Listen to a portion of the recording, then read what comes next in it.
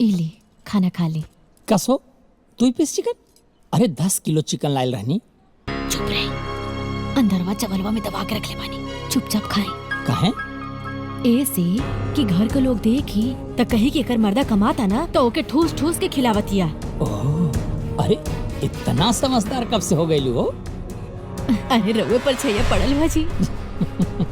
भैया भाभी के तोहरा से प्यार का और घर परिवार की चिंता ज्यादा बा। 4 पीस ले आनी खा ली, इतना से घट ना जाए। हाँ?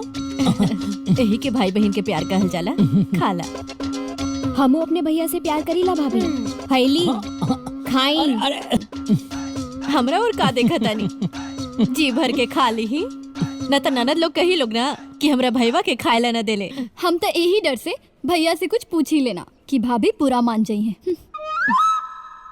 ला भैया खा ला। अरे